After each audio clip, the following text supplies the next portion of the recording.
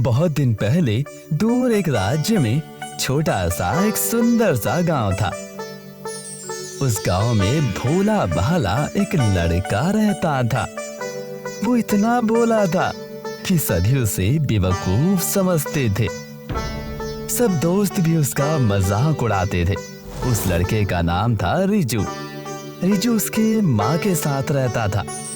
वो दोनों ही एक दूसरे से बहुत प्यार करते थे।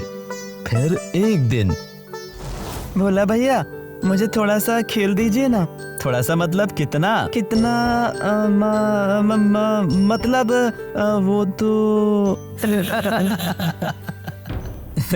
अरे तुम सब इसे लेकर हंसना बंद करो।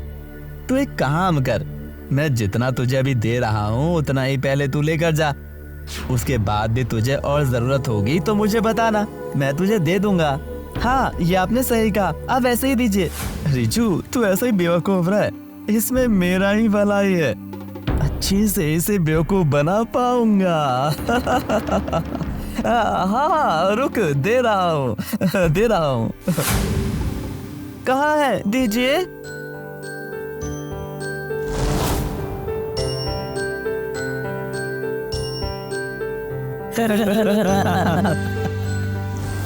अरे ओ भोला, तू और रिजू क्या सच में एक ही घर के लड़के हो? मुझे तो यकीन ही नहीं होता। हाँ वो मेरे चाचा का लड़का है, लेकिन उसके और मेरे बीच में जमीन आसमान का फर्क है।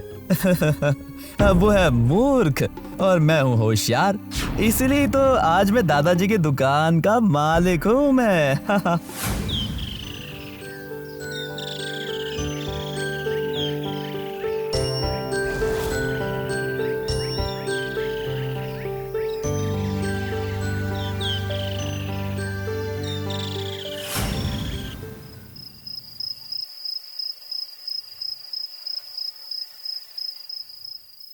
तुम्हारे लिए मुझे बहुत चिंता होती है और तुम्हें थोड़ी अकल कब आएगी?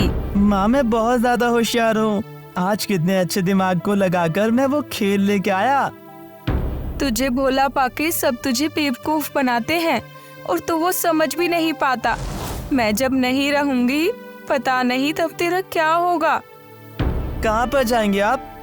क्या कोई जीवन भर जीवित रहता है? बेवकूफ लड़के, एक दिन तो मुझे मरना ही होगा। फिर मैं नहीं खाऊंगा माँ, ये सब बातें और मत कहना कभी भी। मैं नहीं रहूंगी तो तू दुकान कैसे जाएगा, बाजार भी कैसे जाएगा और फिर हाट में खरीदेगा बेचेगा कैसे? मैं सब करूँगा माँ, दुकान में भी जाऊँगा, बाजार भी जाऊँगा और हाट भी। क्या हुआ, चुप क्यों हो गया? माँ मतलब मैं अगर हाट में जाऊँगा तो तुम मर तो नहीं जाओगी ना? पहले जाओ फिर मैं कहूँगी। वहाँ पर उस बंजर मैदान में मुझे बहुत डर लगता है माँ। सभी कहते हैं वहाँ पर मेछो भूत रहता है।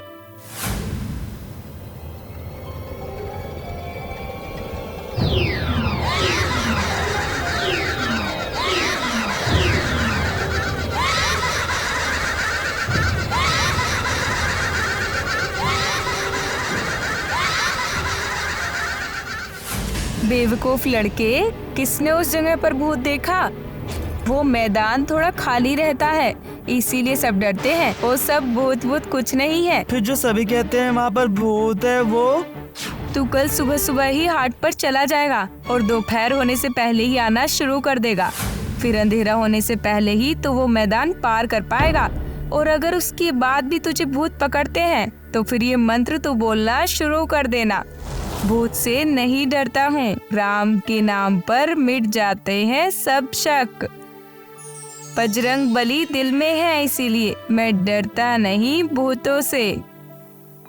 वो बहुत बढ़िया, अब मेरे मन में बिल्कुल भी डर नहीं है माँ। मैं अब इस मंत्र को बोलकर आसानी से उस जगह से चला जाऊंगा। भूत से मैं नहीं डरता हूँ, राम के नाम पर मिट जाता है सब शक। जैसा बात बिल्कुल वैसा ही काम। अगले दिन सुबह रिजू निकलकर हाट के लिए निकला। पूरा दिन घूमकर हाट में खरीदना बेचना देखा और इसी देखने में ही पूरा दिन बीत गया।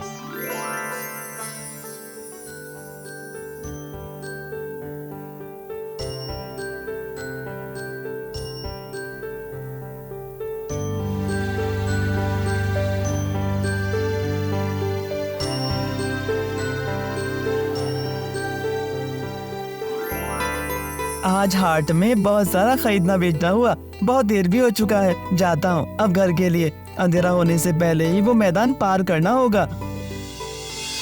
भूत से मैं नहीं डरता हूँ। राम के नाम पर मिट जाता है सब शक। बजरंगबली दिल में है, इसलिए मैं डरता नहीं भूतों से। 1 बार 2 बार 3 बार, 1 बार 2 बार।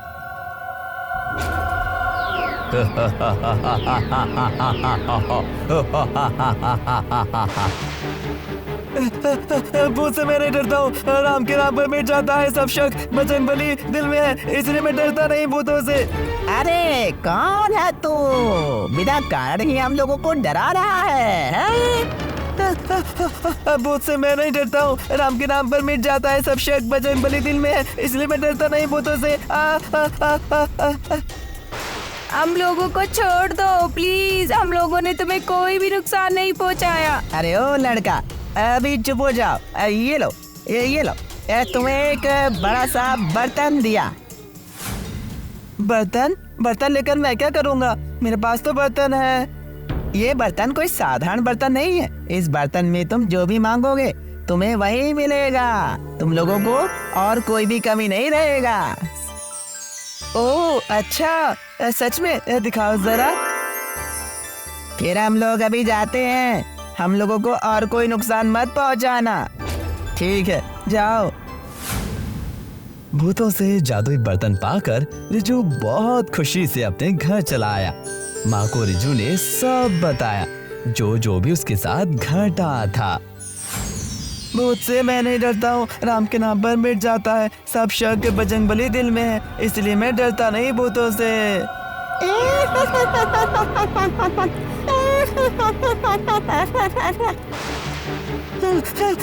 भूत से मैं नहीं डरता हूँ। राम के नाम पर मिट जाता है सब शक। बजरंगबली दिल में है, इसलिए मैं डरता नहीं भूतों से।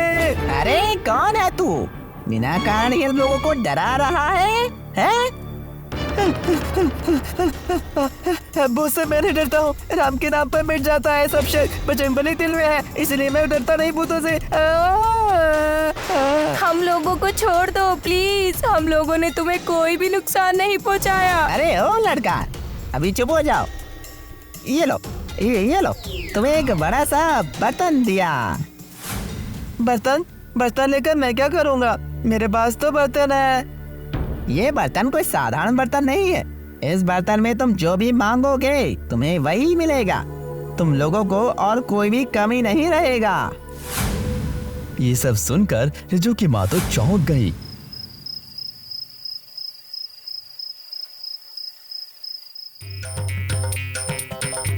बर्तन, बर्तन, मुझे बहुत मिठाई ला कर दो।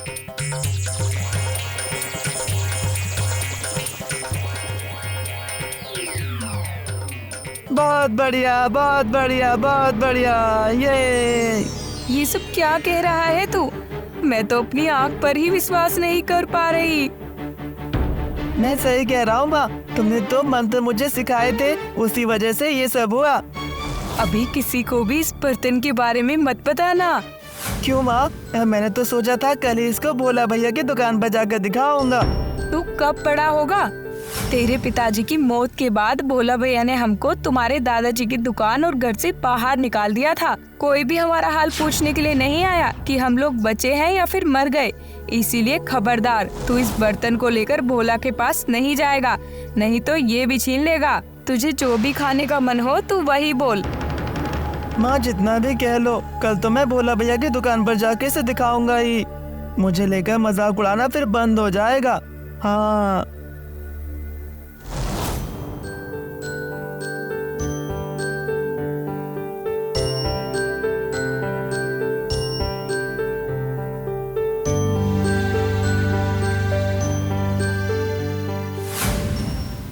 अरे रिजू, कल पूरा दिन कहाँ था तू? एक बार भी नहीं आया। बंजर मैदान पर करके हाट में गया था। ये क्या कह रहा है? बंजर मैदान? मैंने तो सुना है वहाँ पर भूत है। तू वहाँ गया कैसे? हाँ, मैंने भूतों के साथ बात भी किया। ये क्या कह रहा है? ये सब क्या कह रहा है? भूतों के साथ बात किया है? ये देखो, भूतों ने मुझे ये बर्तन दिया है और इस बर्तन में जो भी खाना मांगा जाएगा ये हमें दे देगा। बर्तन, बर्तन, मुझे बहुत सारा मिठाई दे दो।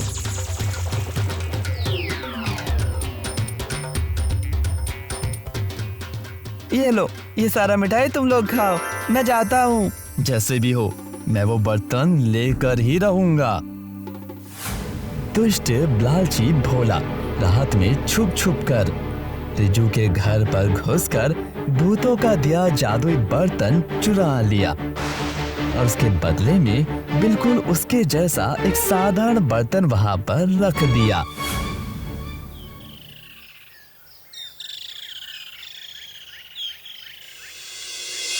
माँ, तुम्हें आज से और खाना बनाना नहीं पड़ेगा। तुम्हें जो भी खाने का मन है वही आज हम खाएंगे। कितने दिन हो गए अच्छे से नहीं खाया है। तुझे जो भी खाने का मन हो तू वही बोल, मैं भी वही खाऊंगी। मैं आज पूरी और चिकन खाऊंगा माँ। माँ देखो ना, इतना कह रहा हूँ लेकिन बर्तन से खाना ही नहीं आ रहा है। मैं आज ही फिर से उस मैदान पर जाऊंगा। रहने दे, तुझे जाने की कोई जरूरत नहीं है। हम लोग पहले जैसे थे वैसे ही रहेंगे। नहीं नहीं, भूतों ने क्यों मुझसे झूठ कहा, ये मुझे जानना ही होगा। तुम फिक्र मत करो, तुम्हारे इस मंत्र से वो लोग बहुत डरते हैं, इसीलिए मुझे कुछ भी नहीं करेंगे। फिर ध्यान से जाना, अपना ख्याल रखना, ठीक है? हाँ माँ, चिंता मत करो।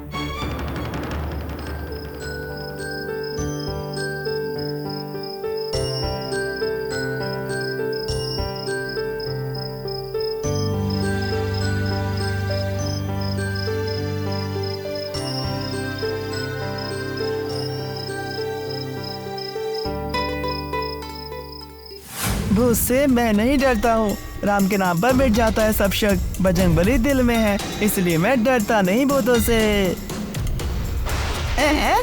ओए ओए, फिर से वही लड़का आया है। बर्तन तो आपने दे दिया था, फिर क्या हुआ? देखो, तुम लोगों के दिया हुआ बर्तन से मुझे खाना नहीं मिला है। क्या करूँ मैं अब? अरे ये क्या बात है, हमने तो सही बर्तन दिया था। मुझे कुछ नहीं पता, मुझे अभी नया बर्तन दो, नहीं तो।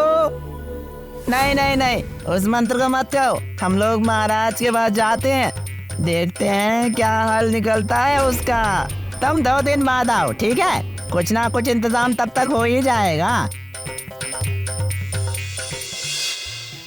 बस एक लड़के ने तुम लोगों को परेशान करके रखा है। क्या करें महाराज, बातों बातों पर सिर्फ राम का नाम लेता है वो। ओह, ऐसा क्या? फिर तो ये बहुत सोचने की बात है, एक बार देखना होगा। अरे ओ, मुझे एक बार पोते का मुंह देखने दे। पोते का एक बार मुंह देखकर मैं तीर्थ में निकल जाऊंगी। पोते को अब कहाँ से देख पाएगी मौसी? वो तो अब अनंत काल के लिए सोया हुआ है। वो सब मुझे नहीं पता, लेकिन पोते का मुंह नहीं देखा तो मैं बिल्कुल यहाँ से नहीं जाऊंगी। ये तो बहुत बड़ा झंझट है, अब मैं क्या करूं? गोदौल भूत अभी नींद से नहीं जागेंगे, 100 दिनों के बाद ही वो उठेगा। अरे ओ कैशोर मैशोर, इधर आओ। कहिए महाराज, कहिए महाराज। उस लड़के को लेकर आओ यहाँ, वही गोदौल को नींद से उठा पाएगा। ठीक है, वैसा ही होगा। एक मुश्किल से बचते बचते एक और मुश्किल में फंस गया यार। ठीक 2 दिन बाद रिजू चला आया उस पेड़ के पास। आकर ही उस भूतों के लिए उस मंत्र को पढ़ना शुरू कर दिया।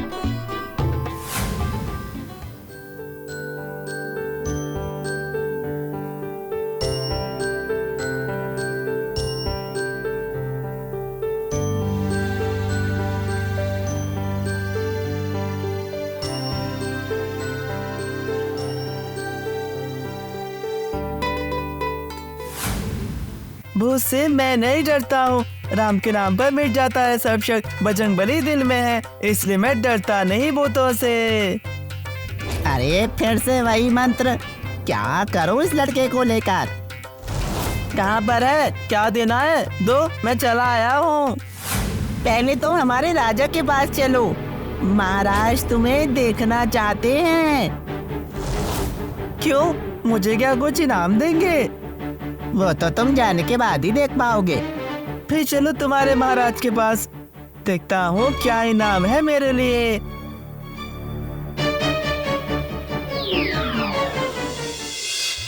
आओ आओ, मैं तुम्हारे इंतजार में ही था।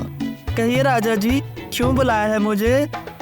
मेरा पोता गोडोल 100 दिन के पहले नींद से नहीं उठता, और ये मेरी मौसी उसको ना देखकर तीर्थ में नहीं जाएगी।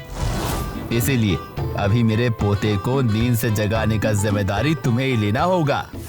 100 दिन सोता है? बाप रे। ठीक है, कहाँ पर है आपका पोता, मुझे दिखाइए। लेकिन उसके बदले में मुझे क्या मिलेगा? इस काम को अच्छे से करने के बाद मैं तुम्हें 10 तोला सोने का मुद्रा दूंगा। क्या सच में? सोने का मुद्रा? ठीक है महाराज, मैं आपका काम जरूर करूंगा। ठीक है, फिर मुझे थोड़ा आराम मिला।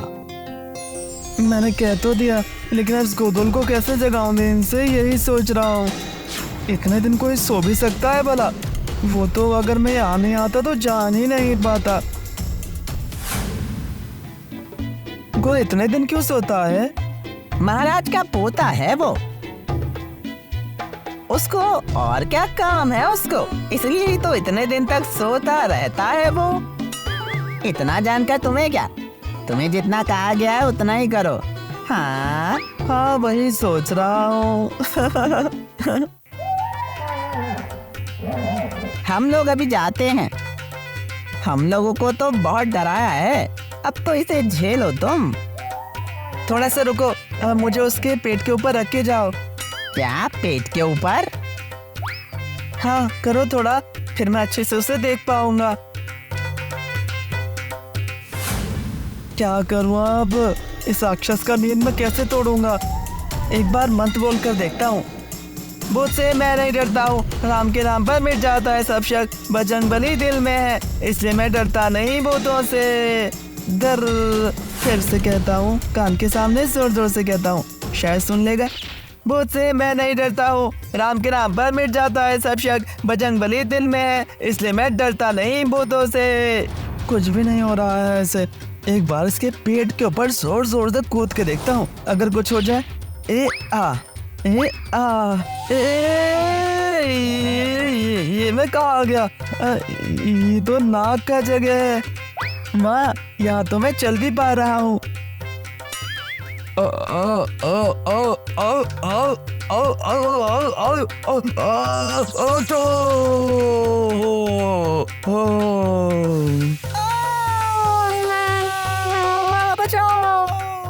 क्या हुआ? गोदोल ने बस एक बार में उसे बाहर फेंक दिया? महाराज, अभी मौसी को खबर दीजिए, हमारे गोदोल जी का नींद टूट गया है, बहुत गुस्से में है, जल्दी कीजिए। ये क्या कह रहे हैं? ये क्या बोल रहे हैं? ये तो कभी पहले नहीं हुआ था। ये लड़के ने तो कमाल कर दिया। ये कौन है? कहाँ है? जल्दी से जाके मौसी को खबर दे के आ। मैं चली आई हूँ, चलो चलो देख के आते हैं मेरे पोते को। और हाँ, इस लड़के को 10 नहीं बल्कि 20 तोले का सोना देना, ये मैं कह रही हूँ। वही दूंगा, वही दूंगा। माँ को ये है क्या? ये लो लड़के, तुम्हारा 20 तोले सोने का मुद्रा, और यहाँ से अभी जाओ, कभी भी और मत आना इधर। देखा देखा राजा जी, ये कितना खतरनाक लड़का है, हमारे गोदोल को भी उसने कैसे जगा दिया। जो भी हो, मैं अब अच्छे से गोवा भी जा पाऊंगी। गोदाल मेरे साथ बात करने के बाद फिर से सो गया है। ये लो लड़के, अब जाओ तुम, ये रहा तुम्हारा मुद्रा। ठीक है राजा जी, अब मैं चलता हूँ। लेकिन मेरा उस बर्तन का क्या हुआ? वो और काम क्यों नहीं कर रहा है? तुमने अपनी माँ को छोड़कर और किसको दिखाया था ये बर्तन? भोला भैया और कुछ लड़कों को। समझ गया, रुको।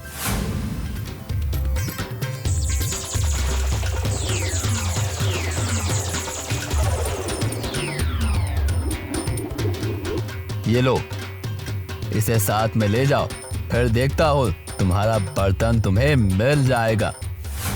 सिर्फ घर में जाकर इस लकड़ी से कहना कि तुम्हारा असली बर्तन वापस लाने को, फिर देखना। ठीक है महाराज, मैं जाता हूँ।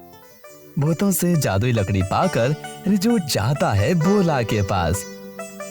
क्योंकि रिजू को पहले से ही शक था कि शायद ये चोरी भोला ने ही किया होगा। अरे हाथ में लकड़ी क्यों है? किसको पीटेगा? जिसने मेरे बर्तन को चुराया उसे। ओह बाबा, ऐसा बात है? तो किसने चुराया तुम्हारा बर्तन? ओ देखो, हमारा पुलिस रिजू आया है। लकड़ी जिसने मेरे बर्तन को चुराया है उसे ढूंढ के निकालो।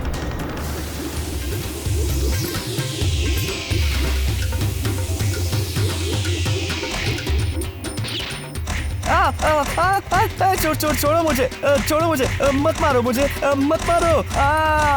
रिजू मैं दे रहा हूँ, देता हूँ मैं, इसे रोकने को दे रहा हूँ मैं, दे रहा हूँ, अरे दे रहा हूँ मैं, अरे रोको इसे कोई, अरे भैया मार दिया रे, अरे अरे अरे अरे अरे अरे अरे ये लो दोबारा बर्तन, हाँ ये लो, हाँ ये लो, और कभी भी मेरे साथ बुरा मत करना।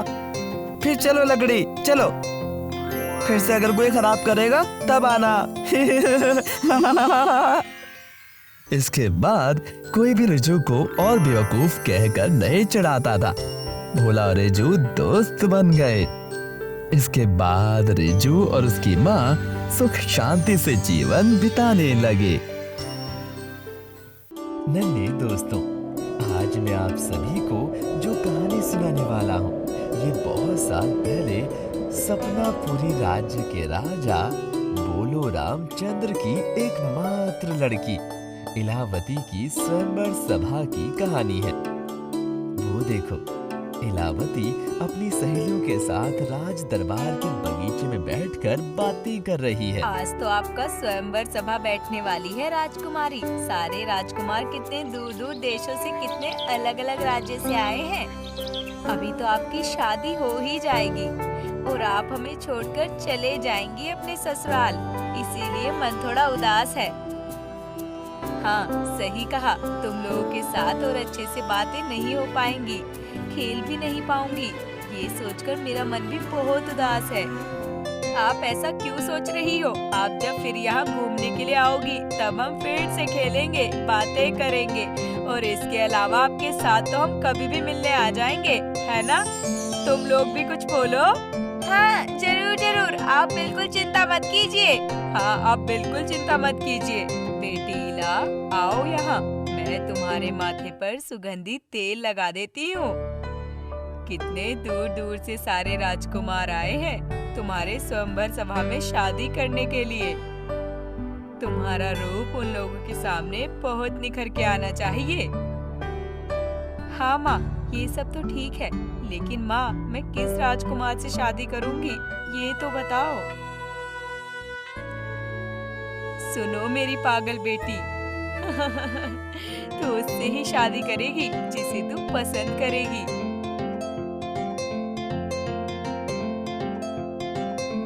इस सभा में उपस्थित सभी राजकुमारों का मैं दिल से स्वागत करता हूँ। आशा करता हूँ हमारी तरफ से कुछ गलती नहीं हुई है। मेरी बेटी इलावती बस कुछ समय में ही राज्यसभा में आ रही है। राजकुमारी इलावती राज दरबार पर हाजिर हो रही हैं। आओ बेटी, अब तुम अपनी पसंद के अनुसार किसी भी राजकुमार के गले पर अपना माला पहना सकती हो। आओ।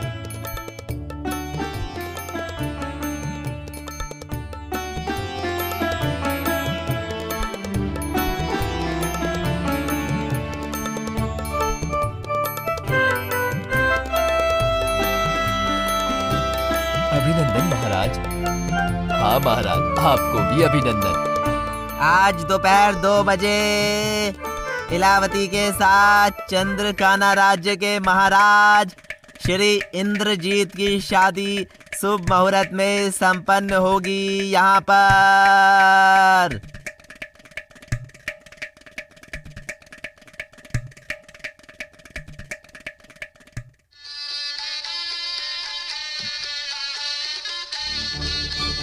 महामंत्री, आप अभी राज चिकित्सक को बुलाइए और कहिए मेरी बेटी की हालत ऐसी हुई है। हाँ महाराज, मैं अभी जाकर राज चिकित्सक को लेकर आता हूँ। आप चिंता मत कीजिए महाराज। ज्यादा उत्तेजना के कारण बेहोश हो गई हैं। चिंता की कोई बात नहीं है महाराज, कुछ देर बाद ही उनको होश आ जाएगा और फिर कुछ और देर आराम करने के बाद ही राजकुमारी बेटी बिल्कुल ठीक हो जाएगी। अच्छा हुआ, मैं थोड़ा चिंता मुक्त हुआ। चलो अभी सब यहाँ से जाते हैं। इलावती बेटी थोड़ा आराम कर ले। राजकुमार इंद्रजीत आप भी चलिए, थोड़ा आराम कर लेंगे। ठीक है? ठीक है महाराज, चलिए। सर्वनाश हो गया है महाराज, सर्वनाश हो गया है। महाराज, राजकुमारी को होश आया है या नहीं, ये देखने के लिए मैं राजकुमारी के कमरे में गई थी। जाके देखा राजकुमारी अपने कमरे में है ही क्या? नहीं। इला बेटी अपने कमरे में नहीं है? ये क्या कह रही हो दासी? फिर कहाँ गई वो? महाराज एक बार चलिए, हम सभी जाकर देखते हैं। हो सकता है राजकुमारी अपने कमरे से बाहर हो कहीं पर। हाँ महामंत्री, आप सही कह रहे हैं, चलिए एक बार। मेरी इला, मेरी बेटी इस हालत में कहाँ चली गई?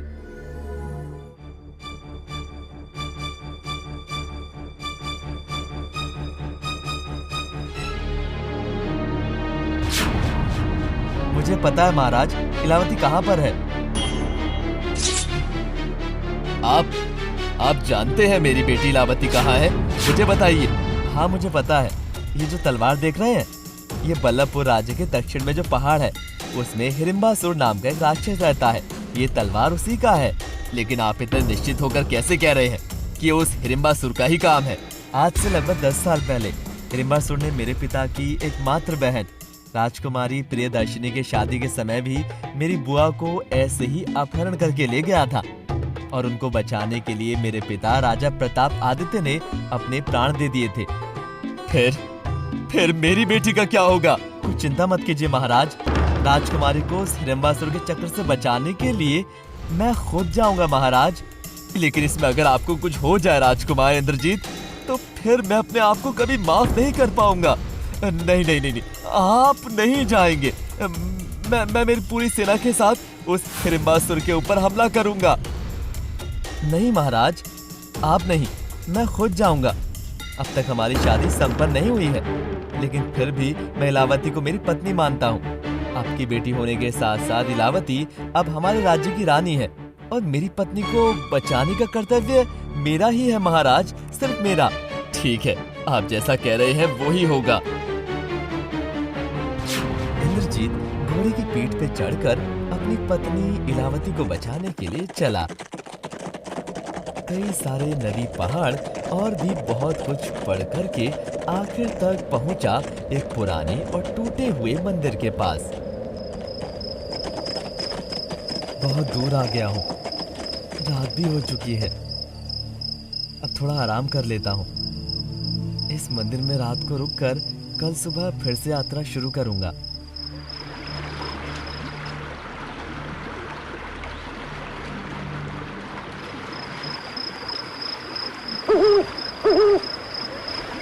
मैं तुम्हारी मदद करने के लिए आई हूँ, मुझे कृपया मत मारो। अरे ये क्या सुन रहा हूँ मैं? तुम इंसानों के जैसा बात कर सकते हो? तुम मेरी मदद करना चाहते हो एक उल्लू होकर? मैं कौन हूँ, कहाँ, क्यों जा रहा हूँ, तुम्हें पता है क्या? मैं जानती हूँ, मुझे सब पता है। आप चंद्रपुर राज्य के राजकुमार इंद्रजीत हो और हिडिंबासपुर के जंगल से आप अपनी पत्नी इलावती को छुड़ाने के लिए आए हो। हाँ, लेकिन तुम कौन हो? तुम्हें ये सब कैसे पता? बताओ मुझे, कैसे पता? मैं हूँ चंडाली, रूप सागर राज्य की राजकन्या। वो हिडिंबासपुर ने मुझे भी मेरी शादी के दिन अपहरण करके ले गया था। क्या कह रही हो तुम? तुम रूपसागर राज्य की राजकन्या चंडाली हो, लेकिन तुम्हारा ऐसा हालत हुआ कैसे? उसने जब मुझे अपहरण करके ले गया था, तब मेरे पिता मुझे बचाने के लिए गए थे और वो शैतान मेरे पिता से कहता है, हमारे राज्य में जितने युवा लड़के हैं उनमें से एक एक करके सभी को हर हफ्ते भेजना होगा। ऐसा क्यों? वो उसका देवता बकरासुर की पूजा में इन सारे युवा की बलि देगा और युवक की बलि देने से उसकी शक्ति और भी बढ़ जाएगी और इसी तरह से वो सर्वशक्ति हो जाएगा। लेकिन इस खराब प्रस्ताव को मानने से मेरे पिता ने मना कर दिया, इसीलिए उसने मेरी आंखों के सामने मेरे पिता की हत्या कर दी और मुझे उल्लू बना दिया। मैं उस शैतान हिडिंबासुर को छोड़ूंगा ही नहीं। किसी भी अस्त्र से तुम उससे कभी भी नहीं जीत पाओगे। किसी भी अस्त्र के प्रहार से इसकी मृत्यु नहीं होगी। फिर तुम्हें कुछ बता दो, मैं कैसे हरा पाऊंगा उसे? कैसे मेरी पत्नी को वापस ले पाऊंगा मैं उससे? ये तो मुझे भी नहीं पता और इसके बारे में कुछ बता भी नहीं पाऊंगी। इसके बारे में सिर्फ पता है मिताली गौर राज्य की मधुसूदन कमर के घर की काली गाय। कहाँ है ये मिताली गौर राज्य? यहाँ से पूर्व दिशा की ओर जाने पर एक पर्वत मिलेगा। उसके ठीक पीछे ही है मिताली गौर राज्य। बहुत धन्यवाद आपका राजकुमारी। और भी सुनो, मेरी जैसी और भी 24 राजकुमारी को उस हिडिंबासपुर ने उल्लू, हिरण, लोमड़ी से सब बना दिया है। अगर तुम उसे हत्या कर पाओगे तो ही हम सब हमारे रूप में पहले जैसे वापस आ पाएंगे।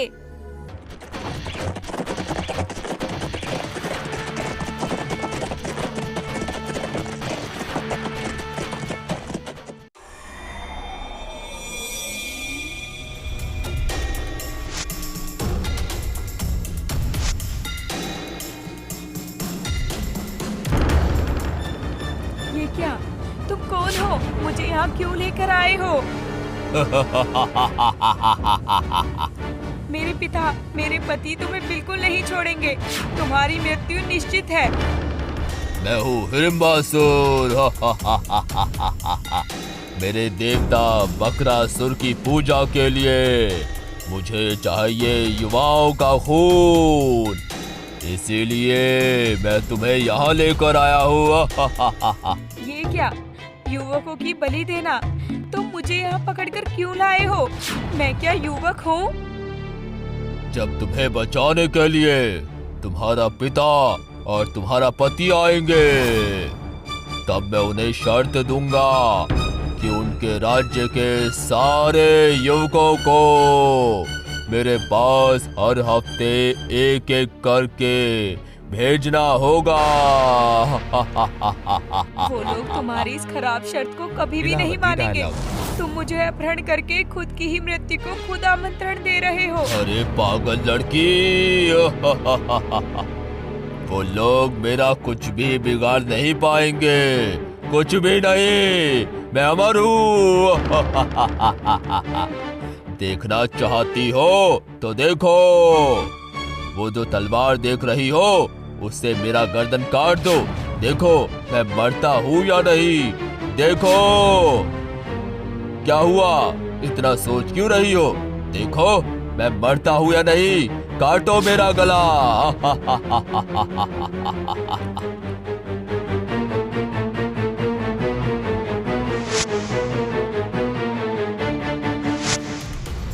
ये क्या? तुम्हारे सीने की वो आँख बंद क्यों नहीं हुई?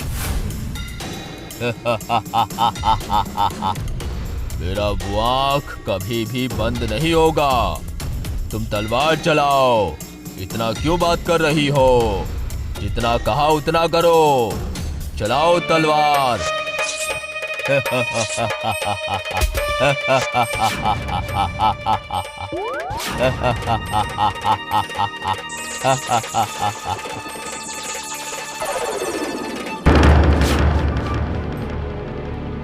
कहा था ना मैंने, कहा था ना, मैं कभी भी किसी अस्त्र के प्रहार से नहीं मरूंगा। तुम्हें पता है, तुमने मेरा गला काट के मेरी शक्ति को और बढ़ा दिया है। जितनी बार मेरा गला काटा जाएगा उतनी बार मेरी शक्ति बढ़ेगी, समझी? उधर इंद्रजीत मिताली गौर राज्य में उपस्थित होता है। रास्ते पर एक आदमी से पूछता है, सुन रहे हैं ओ मोशाय? हाँ कहो भाई, आपको तो देखकर किसी राजवंश से लग रहे हैं। आप हो कौन? यहाँ क्यों आए हो? क्या काम है? बोलो। मैं चंद्रकाना राज्य का महाराज हूँ। मेरा नाम इंद्रजीत है। यहाँ मधुसूदन कमर का घर कहाँ है, बता पाएंगे? उनके साथ मेरा काम है कुछ। ओह जरूर जरूर, चलिए चलिए, मैं आपको लेकर चलता हूँ मधुसूदन के घर में। चलिए फिर। आपका बहुत धन्यवाद। ओ मधुसूदन भाई, कहाँ गए? देखो मधुसूदन, तुम्हारे साथ कौन मिलने के लिए आया है? कौन? निमाई आया है? हाँ, लेकिन मैं अकेला नहीं हूँ। नमस्ते, मेरा नाम इंद्रजीत है। चंद्रकाना राज्य का मैं महाराज हूँ। आपकी जो काली गाय है, मुझे उससे कुछ बात करनी है। मुझे उसका मदद चाहिए। मुझे आप उसके पास थोड़ा ले चलिए ना, प्लीज। हाँ, क्या कह रहे हैं महाराज? मेरा गाय आपका क्या और कैसे मदद कर पाएगा? सुनिए, फिर तो मेरी मदद करना चाहते हो एक उल्लू होकर? मैं कौन हूँ, कहाँ जा रहा हूँ, तुम्हें पता है इस बारे में कुछ? आप चंद्रपुर राज्य के राजकुमार इंद्रजीत हो और हिडिंबासुर के चंगुल से आप अपनी पत्नी इलावती को छुड़ाने के लिए आए हो। फिर तुम्हें कुछ कह दो, मैं कैसे उसे हरा पाऊंगा? कैसे मेरी पत्नी को मैं वापस ले पाऊंगा उससे? ये तो मुझे नहीं पता। इसके बारे में सिर्फ पता है मिताली गौर राज्य की मधुसूदन कमर के घर की काली गाय। हे भगवान, ये सब आप क्या कह रहे हैं? मुझे तो कुछ भी समझ ही नहीं आ रहा है। फिर तो वो राक्षस हमारा भी नुकसान कर सकता है। ठीक है महाराज, ठीक है, आप आइए, मेरे साथ आइए। ये रहा महाराज मेरा काला गाय। ये है मेरी काली गाय।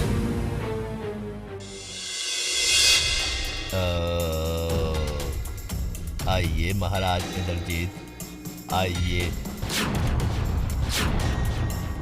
मैं जानता हूँ आप क्यों मेरे पास आए हैं, मुझे पता है। तुम्हें जब सब पता ही है, फिर बता ही दो कैसे मैं उस हिडिंबासुर का विनाश कर सकता हूँ। मेरे हाथ में समय बिल्कुल नहीं है, कह दो मुझे।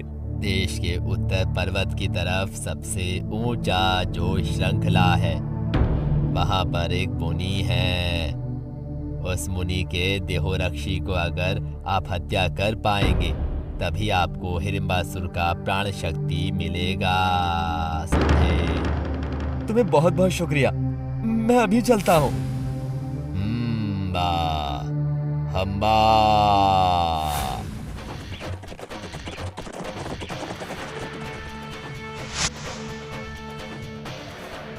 ये रहा वो पर्वत श्रृंखला, यहीं पर ही है वो मुनि। क्या कहा था उस मधुसूदन के काली गाय ने? हाँ, सबसे ऊंचा श्रृंखला, सबसे ऊंचे श्रृंखला में ही है वो मुनि। वो रहा, वो ही श्रृंखला सबसे ज्यादा ऊंचा है। मुझे वहीं जाना है, जाता हूँ फिर मैं वहां। इंद्रजीत मुनि के पास पहुंच गया। ध्यानमग्न मुनि धीरे धीरे अपना आँख खोलते हैं। आइए महाराज इंद्रजीत, आपको लेकर पूरे 101 महाराज अभी तक आ चुके हैं, जो हिडिंबासुर का प्राण शक्ति लेने के लिए आए हैं। आप मुझे कृपा करके बताइए, कैसे मैं उस हिडिंबासुर की प्राण शक्ति ले पाऊंगा? आपको मेरी देहोरक्षी को हत्या करना होगा, तभी आपको उसका प्राण शक्ति मिलेगा। आपका देहोरक्षी? हाँ, वो देख रहे हैं, बहुत विषधर काल सर्प, यही है मेरा देहोरक्षी। और ये बहुत ज्यादा शक्तिशाली है। इसके एक काटने पर ही इंसान मर जाता है। बहुत ही ध्यान से और बुद्धि के साथ इसके साथ लड़ना होगा, समझे? मैं अपना सर्व शक्ति के साथ आपके देहोरक्षी के विरुद्ध लड़ने के लिए तैयार हूँ।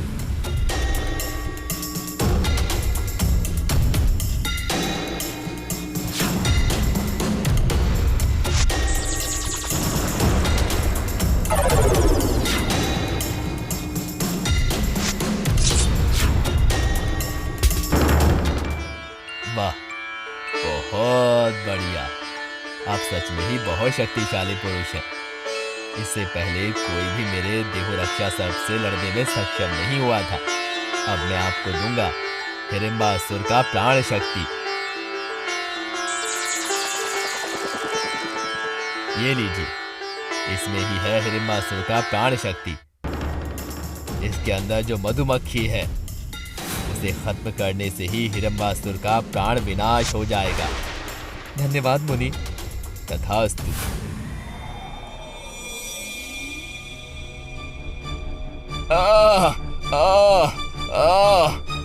ये क्या हो रहा है मुझे? मेरा सर अचानक से क्यों दर्द हो रहा है? आ, क्या हुआ मुझे? क्या हो रहा है मुझे? समझ में नहीं आ रहा। तुम्हारी मृत्यु करीब है।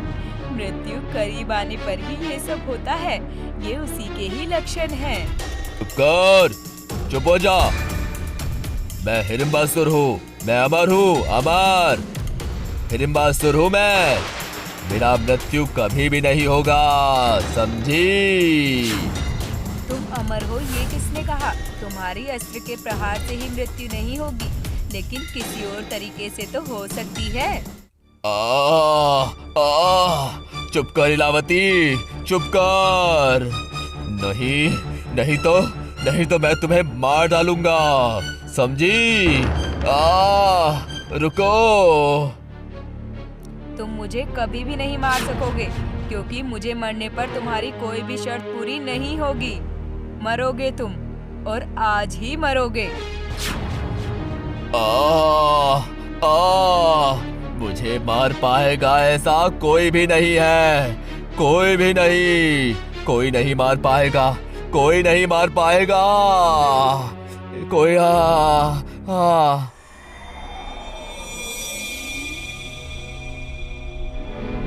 इलावती को मेरे पास से छुड़ाने आए हो तुम। खुद के मृत्यु को खुद ही बुला के लाया है तू। मेरे हाथों से आज तेरा मृत्यु होगा, समझे? आज तेरा मृत्यु होगा मेरे हाथों से, मेरे हाथों से होगा। बेकार में बात ना करके अगर आओ तो तब देखता हूँ कि किसके हाथों से किसका मृत्यु होगा। नहीं नहीं नहीं, तू आज यहाँ से कभी भी इलावती को नहीं ले जा पाएगा, कभी भी नहीं जा पाएगा। आज तुम दोनों ही मेरे हाथों से मर जाओगे। मैं दोनों को ही मार डालूंगा, दोनों को।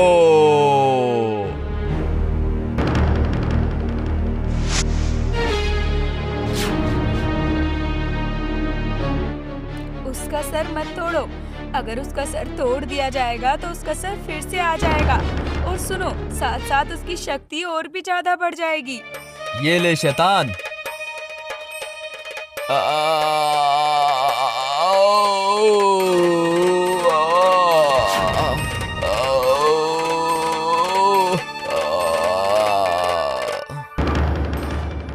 सपना पूरे राज्य में वापस आने के बाद इंद्रजीत और इलावती का शादी फिर से हो जाता है। पूरे राज्य में खुशी का लहर बह जाता है। मेरे नन्हे दोस्तों, फिर से चला आया हूँ मेरी कहानियों का पिटारा लेकर। आज क्या कहूँगा जानना चाहते हो? ठीक है, चलो बोलता हूँ। वो रहा दूर जो सुंदर देश दिख रहा है, पहाड़ों से घिरा। उस देश का नाम है प्रतापपुर। प्रतापपुर का राजा बीर सिंह की थी 2 रानियां। बड़ी रानी का नाम था मंदाकिनी और छोटी का नाम नंदनी। मंदाकिनी की लड़की का नाम सुकतारा और नंदनी की लड़की का नाम नयनतारा। नयनतारा रूप से लक्ष्मी और गुणों से सरस्वती है, और सुकतारा के पास ना ही रूप और ना ही गुण। उसके हाव भाव से सभी बहुत परेशान हैं। एक दिन अचानक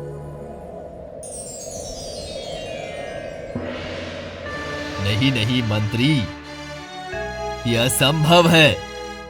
मेरी बड़ी बेटी के लिए कोई अच्छा और सुयोग्य वर नहीं मिल रहा है। ये मुझे विश्वास नहीं होता।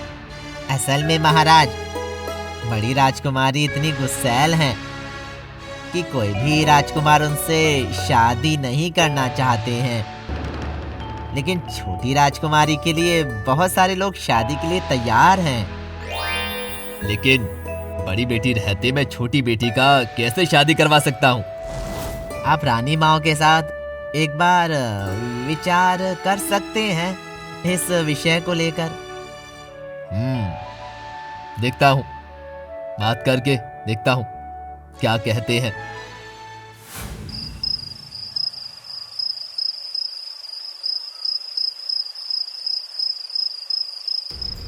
ये सब आप क्या कह रहे हो?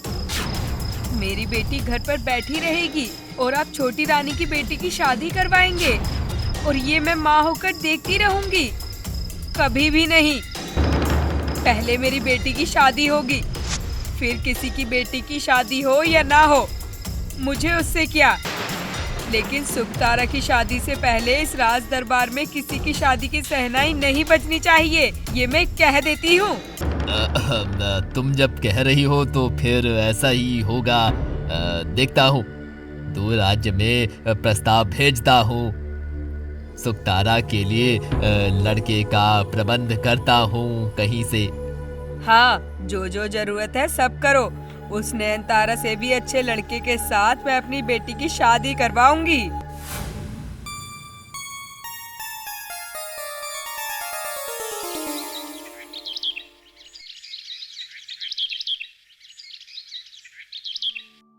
दो दिन बाद जब शादी करके चली जाएगी, तब ऐसे बालों में तेल कौन लगा के देगा?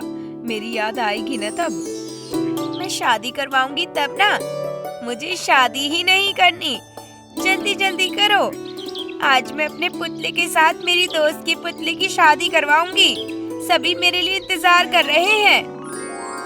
अभी और पुतले की शादी करने की जरूरत नहीं है, कुछ दिन बाद खुद की ही शादी होगी। महाराज लड़के का संधान कर रहे हैं। नहीं, मैं आपको छोड़ के कहीं नहीं जाऊंगी।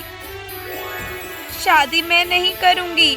दीदी के जैसे मुझे भी कोई राजकुमार पसंद ना करे। जी, ये सब बातें नहीं कहते। तुझे बहुत सारे राजकुमार ने पसंद किया है। अब सुखतारा की शादी पक्की हो जाए, तुम दोनों की ही शादी एक साथ हो जाएगी। रानी माँ, आपने जैसा कहा था वैसा ही तेल लेके आई हूँ। ओह, लेके आई हो? ये लीजिए। वाह, कितनी सुंदर गंध है। थोड़ा रुको। नयनतारा, आओ, इस तेल को तुम्हारे बालों में लगा देती हूँ। नहीं नहीं, मैं और कोई तेल नहीं लगाऊंगी। मुझे अभी जाना होगा। पुतले की शादी करानी है। वो सब बैठे हुए हैं माँ, कब से बैठे हुए हैं मेरे लिए। बहुत मुश्किल से ये तेल लाया गया है। गोलाई चंदी के नीचे भीमा राक्षस के डेरा से फूल तोड़ के लाया गया है। फिर उस फूल से तेल निकला है। मैं भी बचपन में इस तेल को लगाती थी, इसीलिए तो आज इतनी खूबसूरत गोरी दिखने में हुई है।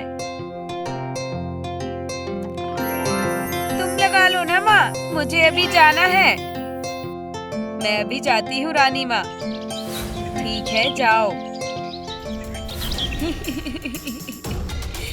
क्या तेल दिया है वो तो बस मैं ही जानती हूँ। जाती हूँ, अभी जाकर ये खबर बड़ी रानी माँ को दे के आती हूँ।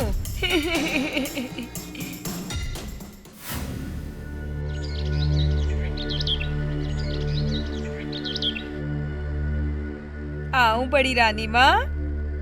कौन है? ओ, ललिता, आओ।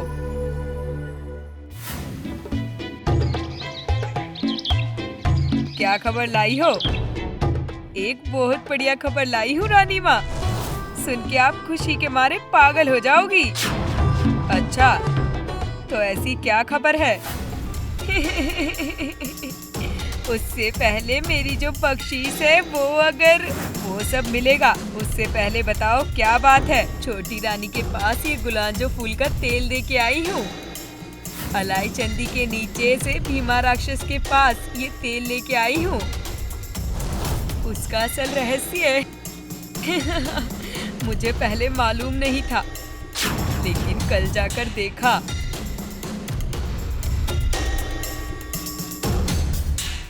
बहुत मुश्किल से ये तेल लाया गया है।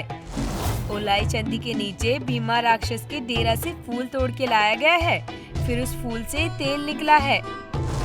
मैं भी बचपन में इस तेल को लगाती थी, इसीलिए तो आज इतनी खूबसूरत गोरी दिखने में हुई है। समझी रानी माँ, ये है असली कहानी। मुझे आज एक बार लेके जाओगी? मैं खुद एक बार उस जगह जाना चाहती हूँ। हाँ, जरूर लेके जाऊंगी। आज रात 12 बजे के बाद जब सारे पहरेदार सो जाएंगे तब हम जाएंगे। और मेरी बख्शीश हाँ हाँ, मिल जाएगी, चिंता मत करो।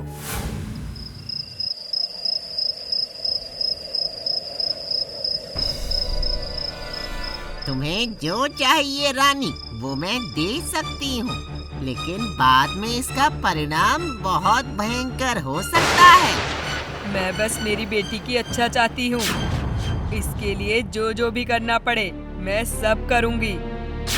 वो नंदिनी और उसकी बेटी को खूबसूरती पर गर्व है ना, ये मैं कभी भी मान नहीं पाई। तो कुछ ऐसा कीजिए कि उन लोगों का अहंकार नष्ट हो जाए और मेरी बेटी की अच्छे से शादी हो जाए। मैंने गुलांजो फूल के तेल में मंत्र पढ़कर दासी के हाथ में दे दिया है। इस तेल को लगाने के बाद ही छोटी रानी की बेटी का सारा खूबसूरती तुम्हारी बेटी के अंदर आ जाएगा और तुम्हारी बेटी का सब गलती उस बेटी के अंदर चला जाएगा। लेकिन इसके बदले मुझे जो चाहिए वो मुझे देना होगा। बताओ, दोगी ना? कहिए आपको क्या चाहिए, मैं वही दूंगी। मैं तुम्हारे साथ जाकर राज दरबार में रहूंगी। ठीक है, मुझे मंजूर है। मैं आपके रहने का सारा इंतजाम कर दूंगी।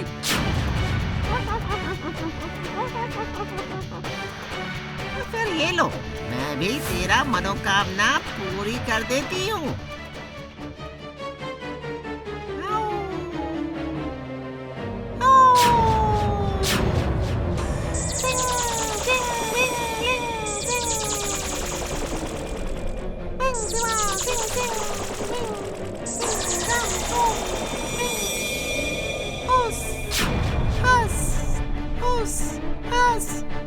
जो चाहिए वही मिलेगा।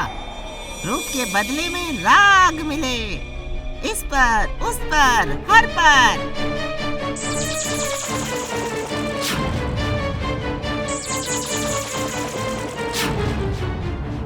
लो, अब चलो, तुम्हारा काम हो गया है। आपका बहुत बहुत शुक्रिया भी मामा। चलिए चलिए।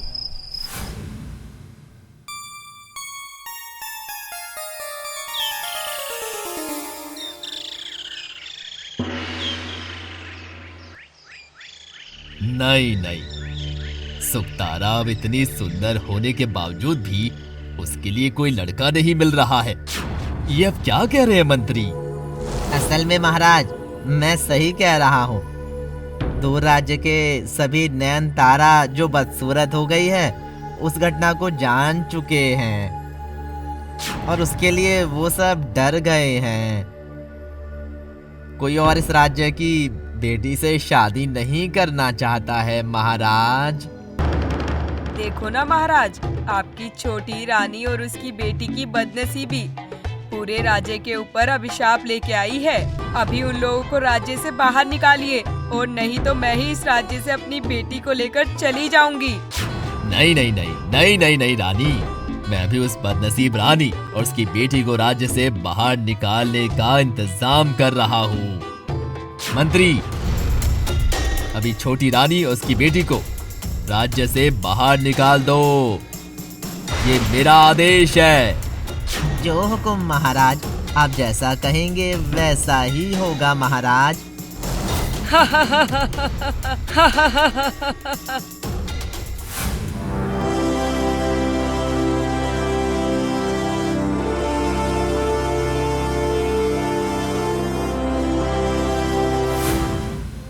एक तरफ सुकतारा की शादी हो गई और एक तरफ नंदिनी और उसकी बेटी जंगलों के रास्ते से चले जा रहे हैं।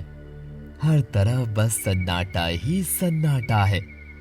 कहीं अगर कोई छोटा सा पिन भी गिरता है तो भी उसका आवाज जोर से सुनाई देता है। ऐसे ही एक जंगल में थकी हारी नैनतारा और नहीं चल पा रही थी, इसीलिए एक पेड़ के नीचे बैठ गई। माँ, मुझसे और नहीं चला जा रहा है। माँ, बहुत प्यास लगी है, मुझे कुछ खाने को दो ना माँ। ये मेरी बदनसीबी है, राजा के घर की लड़की होकर भी आज खाने के लिए तड़प रही है। हे भगवान, आप इसका विचार करना।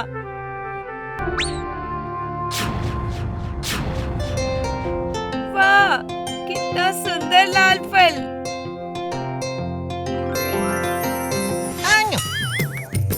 लड़की, ए लड़की, मुझे फल दो ना, मुझे बहुत भूख लगा है। ठीक है, फिर तुम ही खा लो।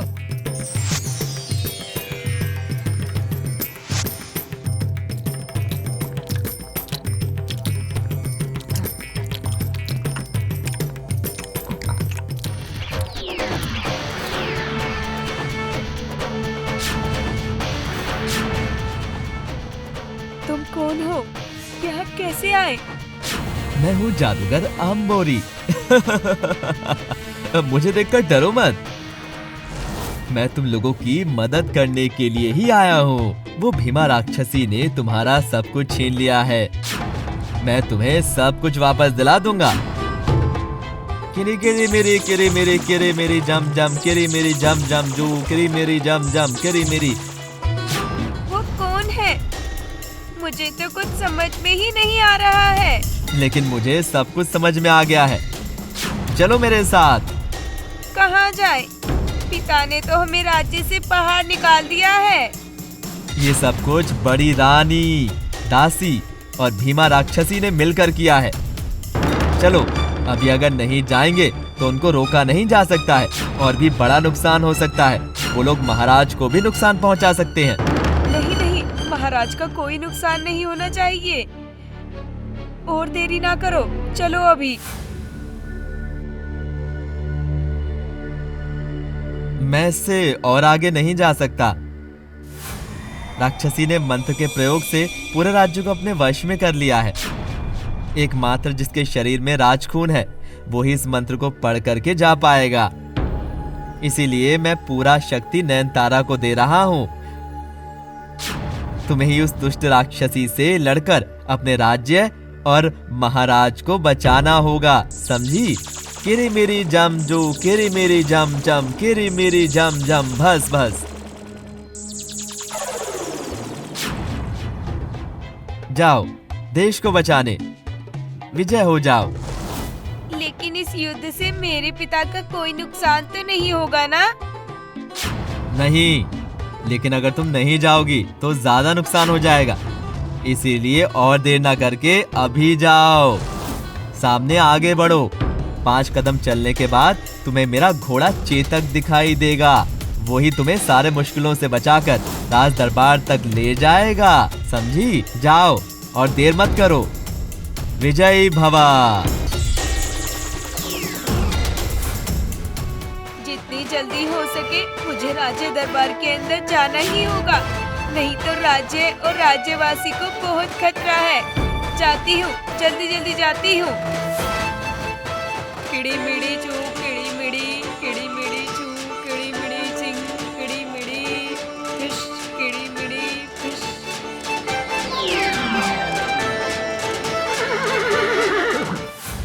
राजकुमारी बहुत सारे देशों को पार करके आखिर करके अपने राज्य में पहुंच गई। तलवार से सारे पहरेदारों को हटाकर राज दरबार में घुस गई। फिर सीधे गई बड़ी रानी के घर में, जहां पर बड़ी रानी और राक्षसी बैठी हुई थी। अरे कौन हो तुम? इस तरह से घर में चली आई हो? अरे कौन हो? कहाँ से आई हो? अभी अभी बाहर निकलो, निकलो बाहर। और कोई नहीं है जो तुम्हें मेरे हाथों से बचा पाएगा, समझे भीमा राक्षसी?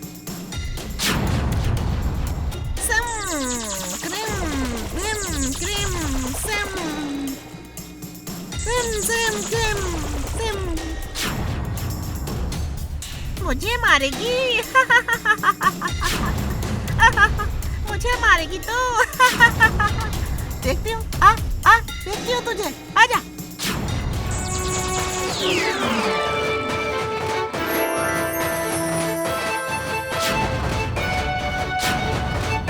इतना बड़ा साहस तेरा?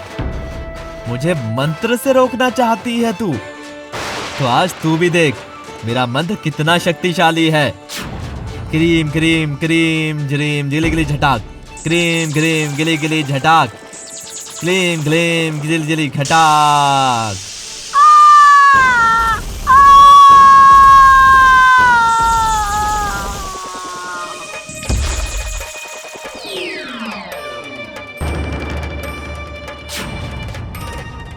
माफ कर दो मुझे, माफ कर दो मुझे, मेरी गलती का एहसास है। नयनतारा को और दुख देगी? नहीं जादूगर नहीं, मैं नयनतारा को और दुख नहीं दूंगी। छोटी रानी को और परेशान करेगी? नहीं जादूगर, मैं और किसी को परेशान नहीं करूंगी। मुझे अपनी गलती का एहसास है, मुझे माफ कर दीजिए। ये क्या, तुम राजकुमार हो? हाँ, राक्षसी की जादू मंत्र की वजह से ही मैं ऐसा हो गया था। लेकिन अभी भीमा राक्षसी और नहीं है और मैं भी मेरे पहले जीवन में वापस आ गया हूँ। मैं भी जाकर राजा को सब बताता हूँ।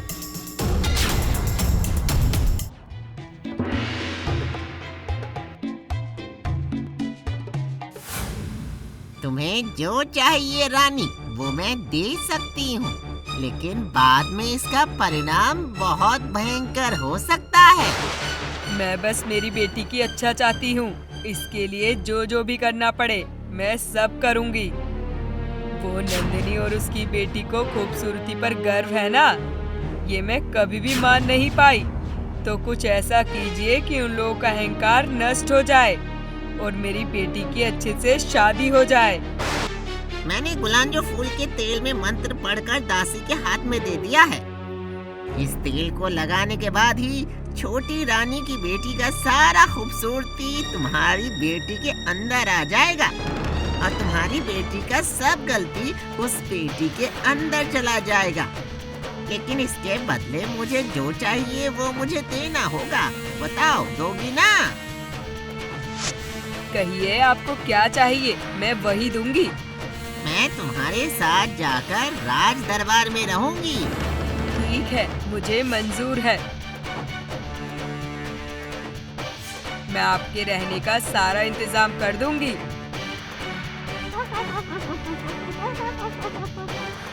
फिर ये लो, मैं भी तेरा मनोकामना पूरी कर देती हूँ।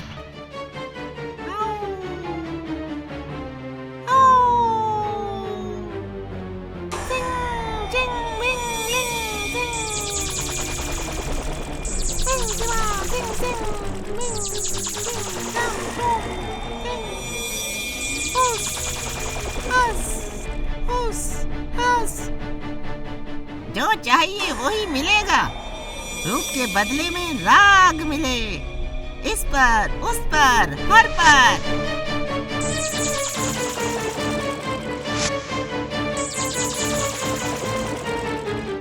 आपका बहुत बहुत शुक्रिया भीमा माँ। चलिए चलिए। क्या? बड़ी रानी का इतना बड़ा साहस? मैं हुक्म दे रहा हूँ, अभी रानी को वनवास में भेज दिया जाए। नहीं।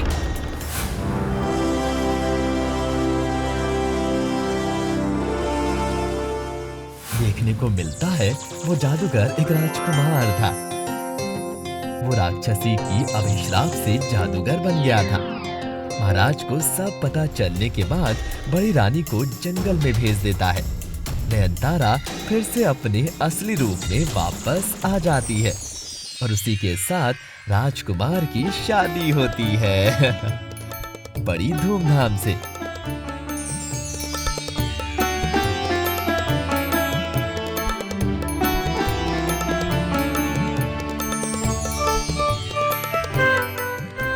नन्हे दोस्तों, कैसी लगी आज की कहानी? तुम लोग भी शरारत मत करो, नहीं तो राक्षसी फिर से चली आएगी